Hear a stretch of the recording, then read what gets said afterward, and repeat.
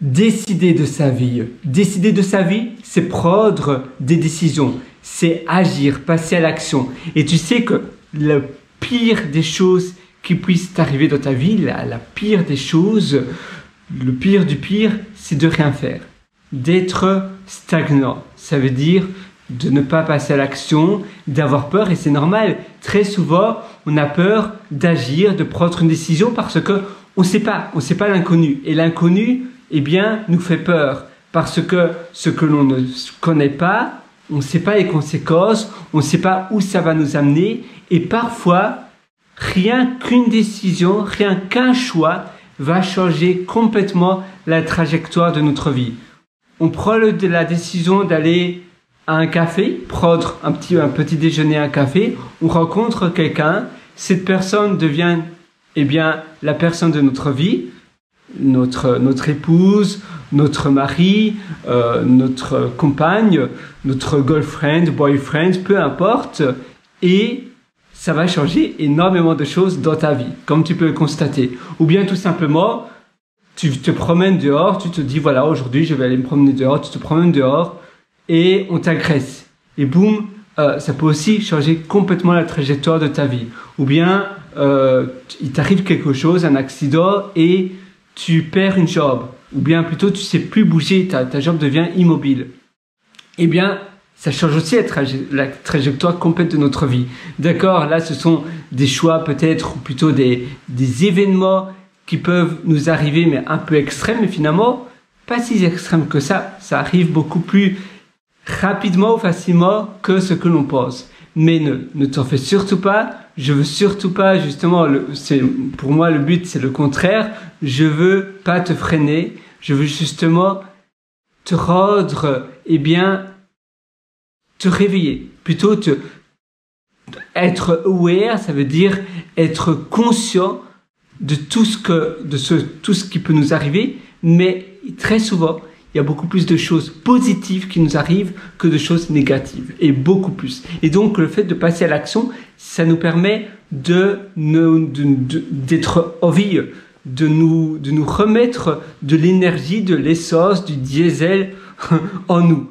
Parce que si tu ne fais rien, eh bien, rien ne va se passer, et tout simplement, eh bien, si tu n'aimes pas ta vie, eh bien, ne t'attends pas à avoir une vie différente si tu fais ce que tu as toujours répété dans le passé.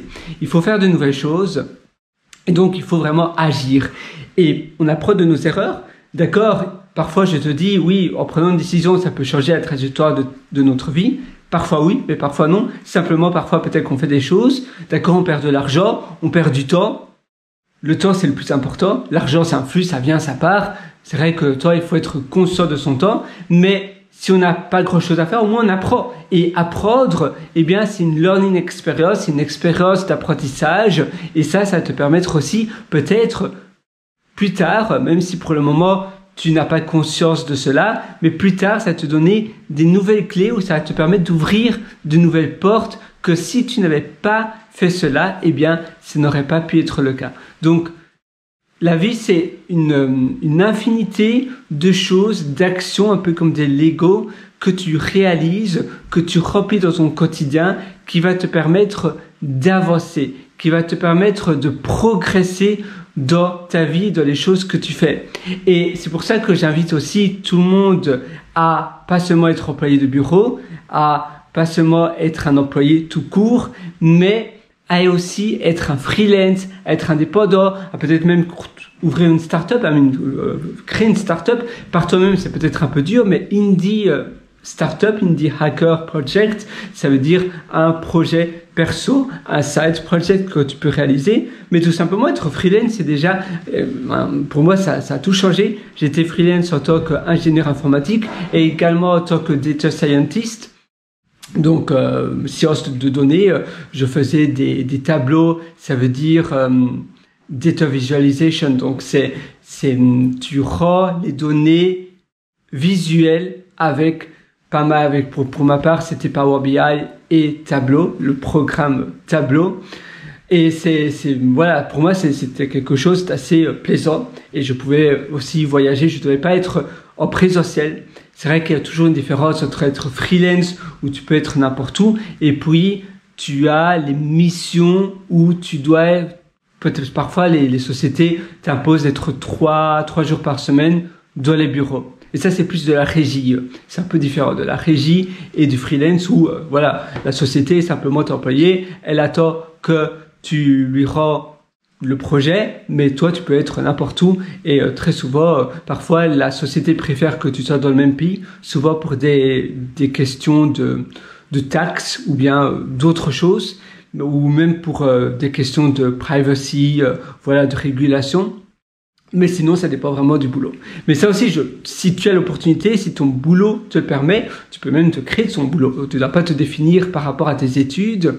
Donc, tu peux faire cela et ainsi, même si tu vois bien que c'est pas fait pour toi, ou si tu deviens influenceur et que tu vois bien que ça ne colle pas, au moins tu as appris, au moins tu sais. Et c'est un learning experience. Et très souvent, en faisant cela, en essayant de nouvelles choses, eh bien, on va pouvoir améliorer certaines skills, certaines soft skills, ça veut dire par exemple parler, la communication. Eh bien, ça va te permettre d'améliorer ces connaissances-là, d'améliorer certaines compétences que sinon tu n'aurais jamais pu améliorer.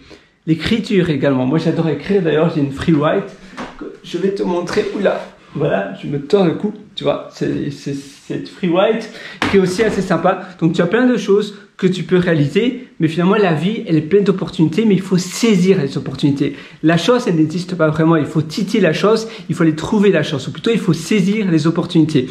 Ça commence aussi par rapport au mindset, le positive mindset, c'est-à-dire le mindset positif, eh bien va t'ouvrir davantage de portes. Tu vas plus facilement dire oui à des opportunités, tu vas plus facilement être enclin à de nouvelles choses, tu vas sourire davantage si tu es positif, et donc peut-être plus facilement, les gens vont parler avec toi et tu vas peut-être être quelqu'un d'un peu plus ouvert. Rien que la posture, eh bien, parfois, si tu dois demander quelque chose dans la rue, eh bien, c'est une personne qui a une posture tout à fait comme ça, refermée, eh bien, tu vas moins facilement lui demander quelque chose que quelqu'un qui a l'air déjà très sympathique, très souriant. Tu vas lui dire oui, certainement, il va être ouvert et il va prendre son temps à me répondre. Et toi, si tu veux être ouvert à des personnes qui te posent des questions, eh bien, tu dois adapter ta posture, tu dois avoir cette synergie positive pour pouvoir, eh bien, être ouvert aux communications. Et ça change aussi énormément de choses. Notre posture, mais également notre état personnel. On a tous un état où, finalement, nos pensées détiennent sur notre posture. Donc, c'est pour cela que la manière dont on pense, la manière dont on réagit, il faut surtout pas, par exemple, soupirer.